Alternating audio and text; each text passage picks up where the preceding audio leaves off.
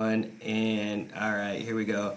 Welcome to Endurance Unplugged. I am Josh, your host here. IRONMAN 70.3 Pennsylvania Happy Valley Race Director here, and playing host to Troy Fitzgerald from IRONMAN 70.3 Pennsylvania Happy Valley. Welcome to the show, Troy. We just talked for a minute, guys, previous to this. Troy has a race coming up. Ironman has a race coming up in just a few days. This is one of those podcasts I was talking to Troy about. We do podcasts where we have kind of faces of Ironman. Last one we did was with Big Z Bart, who is one of our announcers, which was absolutely epic, talking about Lance Armstrong and the early days of Ironman back in the late 70s and all that good stuff. It's pretty exciting stuff. If you haven't checked it out, check it out. We're on Apple Podcast and YouTube under Endurance Unplugged with Josh. So let's talk about what we've got Ironman has coming up. The season is not over. I don't know if there is an off season here for Ironman. We've got stuff throughout pretty much the entire year, and not just in the North America, but all around the world. There's all sorts of cool stuff. And, you know, if you go to an Ironman race, you're getting an excellent product. So, Troy, you've got a race coming up here in a few days, but you also have a brand new race, Ironman, what is it, Jacksonville, Florida? Yep. When is that? Yes, sir. May 16th. May 16th. It's full distance Ironman. Excited That one's going to be awesome. Put that one together from scratch. And yep, one transition, point to point swim. I was just working on Jacksonville stuff today. You juggle with Haines City and Jacksonville to make it work. Yeah, one of the things with race directing is these types of events. You know, when you're at race day for 2025, you're actually starting to think about 2026. How can you improve the race next year? With Ironman, we're always working on how can we improve the events for the next year and make it a better experience for the athlete in the race, but also the family spectators at the race. So we're always chugging away. That one's going to be a cool one. I've had people up in here in Pennsylvania talking about Jacksonville, and we have an event up here that just got announced yesterday, UTMB Rothrock.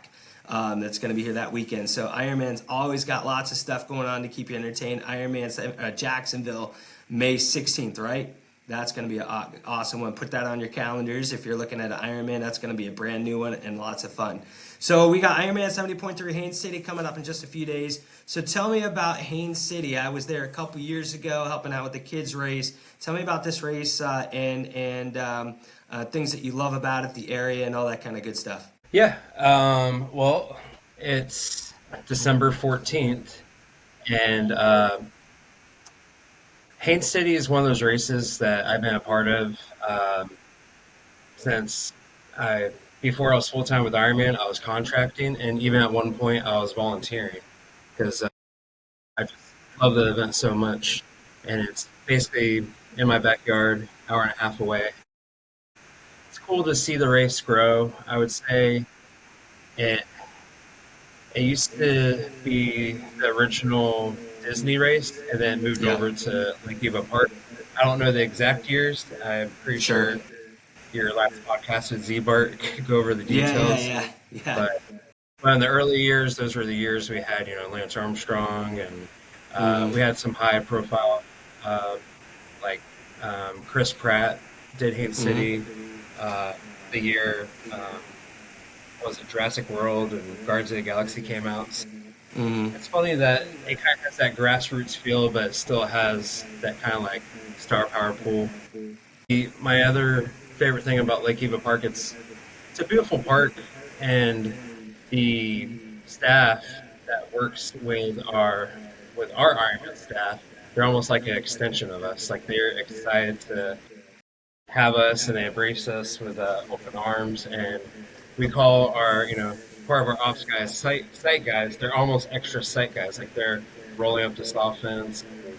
They're involved. So it's cool not every race has that, and it's special. And I would say to the athlete, there's a lot of mom and pop restaurants, and you're in the heart of Florida. So you're just down the road from Legoland, Disney World, the airport. It's a choose your adventure. So it's Kansas City is one of those areas where you can easily miss it, but it's also like just a great location.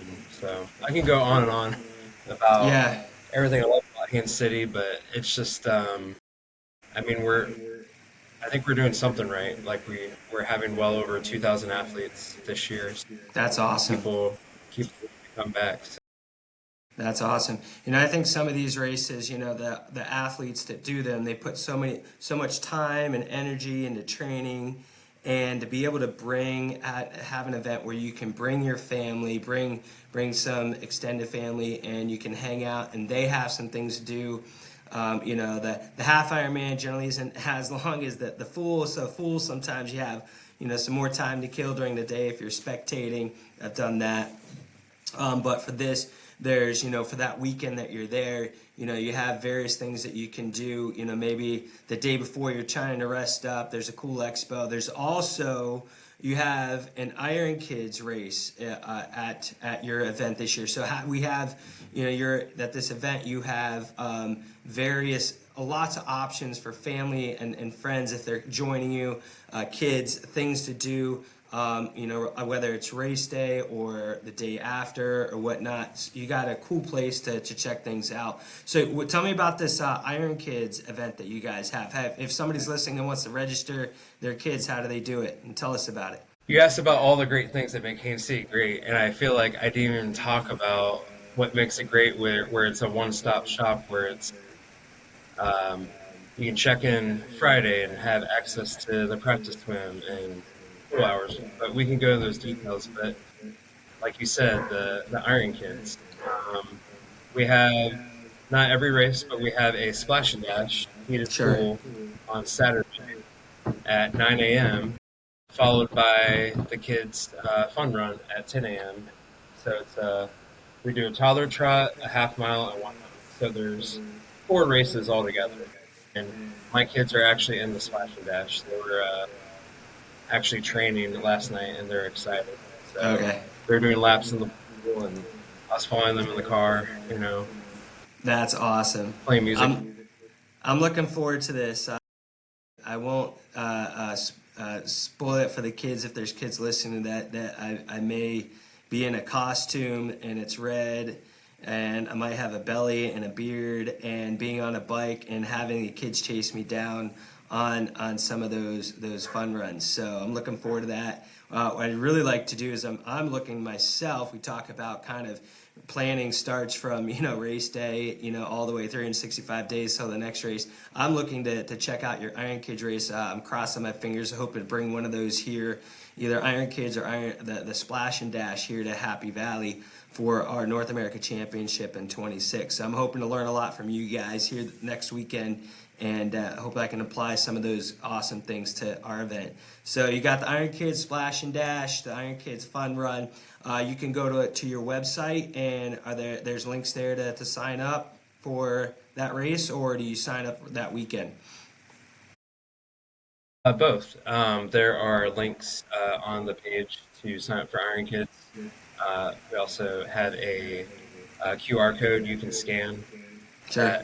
that it should be on the site, and then you can sign up.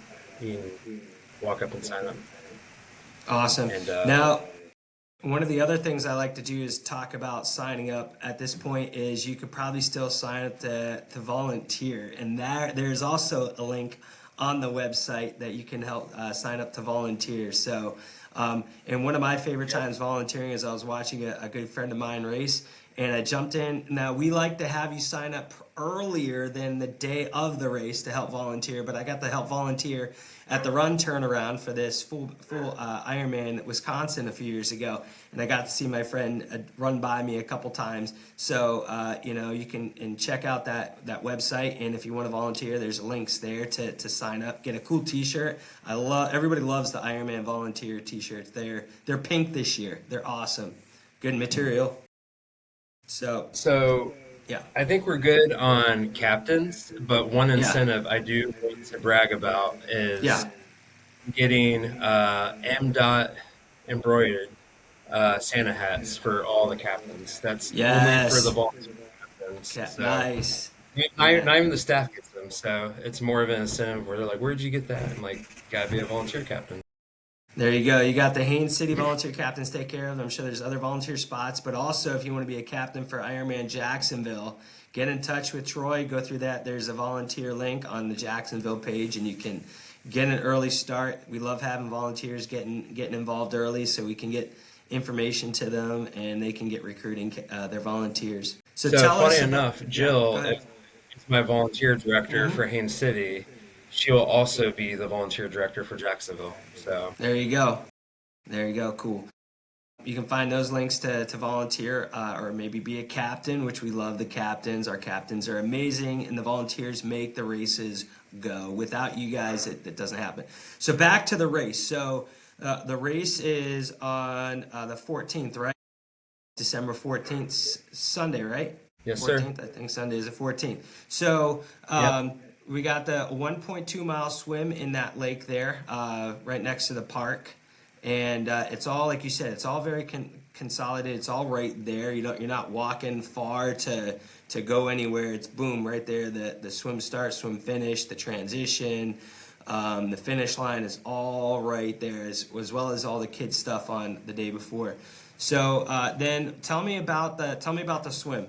What do I expect for the swim? Yeah. Well, it is December, so we expect a cool morning that it'll warm up, later on. So I would say historically, it's been wetsuit legal. We'll make that Mm-hmm. call. I know that's a hot Race morning. question. I uh, I anticipate that wetsuits should be allowed, but bring your wetsuit, plan for it. But Hmm. worst case scenario, it doesn't make the temp, and then we'll get you in anyways. And Sure. yeah, this is I would say, famous or infamous MDOT swim. So to get Yeah. our mileage, there's two options. I know it's very controversial, but the swim is what it is. 1.2 isn't far, so we could have done the lap thing, but it's just better operationally, in my opinion, to do the MDOT swim. You do have a Sure. couple extra turns. I know turns aren't everyone's favorite, but it's going to be very well marked. I checked our numbers. We have over 50 vessels that are going to be on the water. It would be hard for you to go off course. As long as you follow the person in front of you, you'll be good to go. And then we'll have a foot washing station just up the hill on the way to transition. Uh, that's something I'll make sure that does happen because there's a little bit of a beach area as you get out. And sorry to backtrack, but there is a practice swim on Saturday at this lake. It won't Practice swim on be the Saturday. same Okay. distance. Mm-hmm. It'll be a shorter distance. So that's from Mm-hmm. 11 a.m. to 1 p.m. I'll steal Tony Lugo's line, no chip, no dip. So you have to register. So get there early. You can't go in the water without a chip. There's going to be a one-way entrance, one-way exit. It's going to be very Sure. obvious. It's going to mimic the start of the race, so to speak, but it'll be a shortened version of it. Sure. And then I just want to push out the information that we'll have Lake Eva Park is so accommodating. Like, again, with how awesome these people are. They have a heated pool where the splash and dash is. It's you can throw Cool. a football from the reg tent to where the Mm-hmm. pool is. That will also be open and available to you guys to Mm-hmm. also do laps, and it's free. All you gotta do is show your wristband Sure. or show that you're an athlete. We did it last year. The only detail is due to putting lifeguards in the right spot and all of our assets. The pool will be closed during the practice swim. So Okay. if the pool's open, there's Mm-hmm. obviously no practice swim. When the practice swim's going on, the pool will be shut down for a couple hours. And And the, all those hours are posted in the athlete guide. okay. And the practice swim again is Saturday from 11 to 1, right? And no chip, no dip. Yep. Okay. Cool. And I would get in, I would say last year there was people that were like trying to get in, 12:59, and there's going to be a cutoff where we're going to try to close, 12:50, try to get the whole swim cleared by 1 o'clock. So take advantage of the time, get there at 11. With races That's my like advice. this, with practice swims, with the races, don't be the one in transition that's 10 minutes past the transition closure, pumping up your tires. Like, get there early, get a spot, and don't be that one that Godfather or There's somebody's always yelling one. at. Yeah, that get out of the transition. The athletes are in the water. Like, get there a little, think about what you're Yeah. gonna do, run through your game plan. The cool thing, go back to this race versus like my race or Sammy's race in North Carolina. It's all the village, the kids race, the race on Sunday itself. It's all right there. And the pool, like you said, the pool's not far away. The practice swim is going to be there on Saturday. It's all right there. Transition, lots, boom, right there. It's going to be compact. So get there early, find your parking spot, which we can touch on that in a little bit. But so we talked about the swim, we talked about the pre-swim on Saturday. Tell me about the bike. Let's go through the bike and the run. Yeah. So it's a one loop bike. It has rolling hills. And one thing I want to start by saying is it's been the same bike course that I've been a part of. I've worked the bike course for years. Minor tweaks and whatnot. So the one thing that is different from this bike course to other is there are two cutoffs. Normally, at most 70.3s, we have one cutoff. The reason we have two is there's a very busy road where you have your own dedicated bike lane on Burns Avenue, and we have to have a cutoff to clear that up. The churches start opening up, and clearly, when the last athlete, eligible athlete passes, we're sweeping that up. And then the third, at aid station 3, is the second cutoff. That's probably like, the true cutoff where if you're not there by a certain time, you more than likely wouldn't make it, for Sure. the entire race. But more motivation to get on through it. But it started to bounce around. But the one thing I want to point out about the Sure. bike course is I'm trying to take some lemons and make some lemonade. No one likes hills. And if they do, maybe they're lying. I don't know. So one thing I wanted to implement this year, it's kind of a you like hills? I'm good with uh, that. Our trail race here is called UTMB Rothrock, so all sorts of climbing. nice, awesome. So I'm, Well, I'm we sick of the have hang. our climbers and we have our KOM challenge people. So the one thing I'm kind of slow rolling. It's in our athlete guide. I'm putting a little bit of marketing towards it. It's a little slow roll. We're doing this time, just seeing how it works out, but I have a Feel the Burns challenge, which it's a quarter mile of the hill. So you're at the peak of the hill. It's where you have your own bike lane, so it's safe. Like you don't feel like there's a car, right next to you, so you can, you know, kick that different gear and go for it. And all you have to do is be in the race. You're Nice. eligible. So we're gonna have timing wires, and it's gonna be obvious. I'm having signage where it's like 300 feet, 100 feet. Feel the burns go. Halfway there, finish. It's a quarter Sure. mile challenge, but there'll be timing wires at the start, timing wires at the end, and you'll be eligible for a prize. Um, and you're probably wondering, is it the like who wins? But there'll be a prize for the top male, top male master, and female master, which is 40 plus, and then we have top grandmaster male, grandmaster female, which is 50 plus. So Nice. Very total cool. of six prizes that everyone's Sure. eligible for. The only hint I'll tell you is it's Christmas themed, Okay. so All right. we All might right. Good go to know. something. Good to know. So, I might have to do that but here. yeah, That sounds like a great idea. yeah. You're doing the relay, right? Are you which I'm just discipline the are you runner. doing? I'm just the runner. So Uh, I have some family you're down in you're gonna be like, Claremont. I want to do the bike now, right? Yes, I'll tell Chuck. I'm like, hey man, you better gut it out on that bike course. I want a grandmaster prize here. That's Christmas themed, so I'm looking forward to that. I'll have to bust on Chuck. Yeah, but no, I'm Yeah. looking forward to it. So that's Burns Avenue. It's right before Bike Aid 2. It's a mile, approximately 27.7, so to Sure. speak.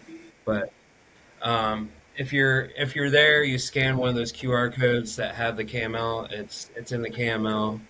I'll have signage on the stage. Z-Bart, the Sure. announcer, is going to push it. But yeah, Good. sorry to get long-winded in that part, No, you're but good. This it's good details. Before we go to the run, so I want to touch on this. So this is I call this, and Troy and I talk. This is what I joke about. Is this is an athlete briefing light. You want to get into the nitty gritty details. Two things you need to do if you're listening to this podcast or not listening to this podcast, but that wouldn't make any sense. But is go to the athlete guide. It's online on the race website. All the races have athlete guides. Check them out. Check them out. Check them out. All like the aid station locations, distances, they're all listed on those. You can find those details out. You can find the hill profiles or the course profiles on the website. The athlete guide. Check out the athlete guide. Check out the athlete guide. Check out the athlete guide. And second thing is race weekend. There's going to be athlete briefings Friday and Saturday. Check those out. Get to those, and do not leave the athlete briefing with any questions. You should ask those questions. The race directors, a lot of times, the race officials, and there's other operations people oftentimes that are sitting up by the booth that can help answer. If you have some nitty gritty questions, ask, and that way, a lot of times, if you ask it in front of people, then there's probably a dozen other people that have that same question. So ask it. Please feel free to ask those questions and walk away knowing, hey, all right, I know where aid station 2 is, or I know that the what the flavor of the day is for the drink that we have at the bike aid stations or whatever. Be familiar with that. All right. So having said that, A, read the athlete guide. B, go to the athlete briefing. You need to do those. This is just a fun podcast where we're doing a little athlete briefing light for you guys. So moving on from the bike to the run. Tell us about the run. We can take 3 hours on this one. I need to know all I can about the run. Are there any shortcuts to go from mile 1 to mile 12.5? unfortunately there's I not. would never do that. I mean, it would be really hard because you basically go around Lake Eva Park. You'll be on. You'll be through the Lake Eva Park area. It's a 2-lap course with 5 aid stations. They're very well spaced out. The things that I'm passionate about, that I love about doing events, is return volunteer captains. So we have Gary, who has been part. He's aid station 2. Say hey to Gary. It'll be obvious. It's in his yard. Gary literally mows his yard and will paint out parking spots for the volunteers to Okay. go into it. Very cool. Say hey to Gary. There's some hills, and then you'll be on sidewalks, trail, a little bit of residential, and yeah, it's pretty straightforward. Okay. There is the cutoff is at the second lap at Okay. 2:55. Start of the So second lap. good thing to know. I'll make note of that. Yep. Hopefully I can beat that time cutoff. And for anyone that, one good note is Josh is in the relay.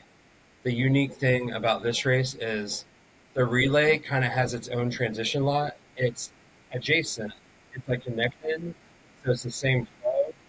It'll make sense when you're there, but basically you're going with the same flow of the other athletes. You're just kind of going into a little cutout where you go down the sidewalk. There'll be signage. We'll have volunteers. Entrance, relay, exit. But that's where Josh and his team will be. So is my Just being GPS all going about to tell me I'm the running like 15 miles? relay. My GPS Yeah. is going to tell me I'm running some crazy distance. Hey, why do I have 15 miles on here? They stuck you off into the fields. No, that's cool. Awesome. Good to know. Good to know. See Josh on the line. Yeah, going the other way. So that's cool. And then the finish line, like I said, is right there by transition. and so it's all real close connected and near the village, all that kind of good stuff. Race morning, where do you suggest parking for athletes, spectators? What are some ideas for that? That's one of the things I'm curious about. So parking, great question. Uh, most other races, you're like, park at this garage if it fills up, go Mm, here, go there. The one unique thing about Haines City is we don't have parking garages, but we have, that tight knit community where we have street parking. So what I'm going to tell you is get there early. You can get, your great spot like Josh did that one day, but we're starting our closures 3 a.m. and I see people like, oh my God, this guy came before 3 a.m. You know what? You deserve that spot.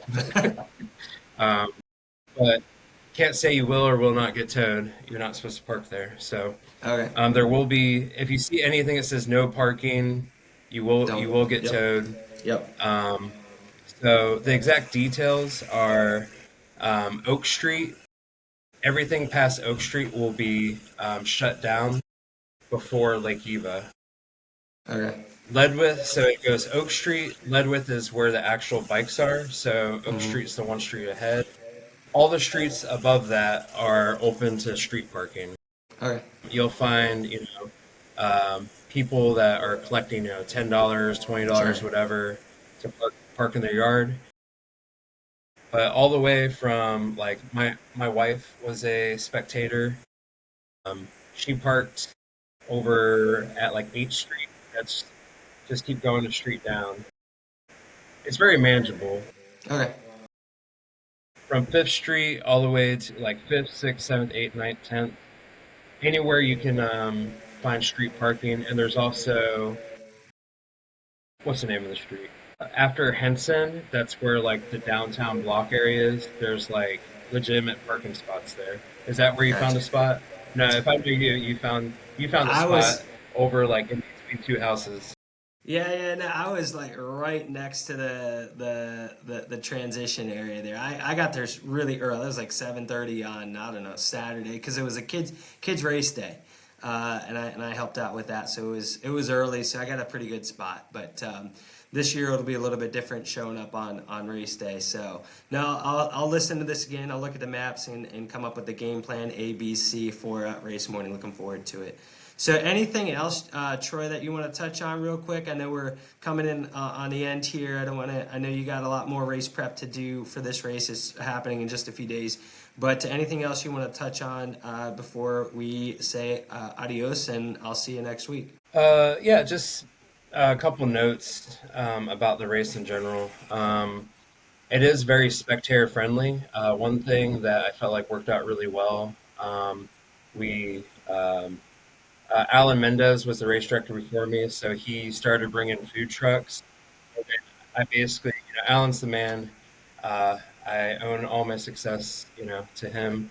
But basically, building on that plan, um, we brought in more food trucks and more options, like vegan options. There's a vegan food truck, so we're having um, 6 or 7 food trucks that are there. Yes.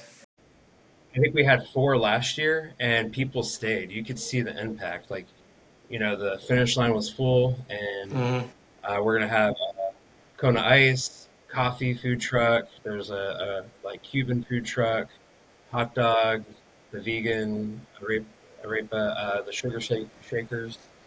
Awesome. That'll be there. Um, Yeah, and there's indoor bathrooms that will be available, which those will probably be packed race day morning. But if your family, you know, Sure. needs to use the event center, I worked with them on opening that. So it's very if you All get right. there Cool. early, I know it's stressful to find a parking spot, but if you get there early, it'll be worth it. There's a playground, Good. you're gonna want to stay and hang Cool. out. And Good to know. the only other thing I want to say is Wancho's is a fantastic Mexican place that just Mm-hmm. opened. I can talk on another podcast because they basically uh, were they were famous. I'm not going to go into it because I can talk for like 20 minutes, but this gentleman found his passion through COVID. Like he lost his job and he was a good cook. Basically, I love those, stories where you find your Yeah. passion. We went there, and it's like this little hole-in-the-wall Mexican place, and this guy makes like you can ask any of the staff. They literally come back to this race just to eat Sure. their food. And your next question is probably like, why don't you have that for athlete food? We do. Oh This is yes. starting last year. All Yeah, right. he's bringing out grills. He's bringing out making everything fresh. He's gonna have vegan options. So, Good. um, you know, sometimes it's hard to find out what people like with the athlete food, but Yeah. I think you can't go wrong with Mexican. Very good. Just don't have it right before you Yeah, take I get. off on the run. That wouldn't be a good idea. Note to self.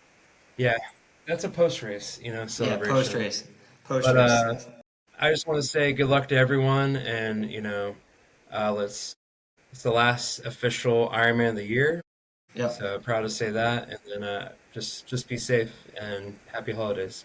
Sounds good. Thanks, Troy. Appreciate your time. This was Endurance Unplugged with Josh and Troy Fitzgerald of IRONMAN 70.3 Haines City, Florida. Looking forward to seeing you here real shortly. Thanks for joining us, and thanks for sharing all the tidbits behind the scenes and a little bit about the course and the event that weekend. So looking forward to seeing you guys there. And as I like to say, Troy, as I end all my videos, I say, don't forget, start swimming. See you guys around. Let me just stop Yep. this. Bye. Stop. There we go.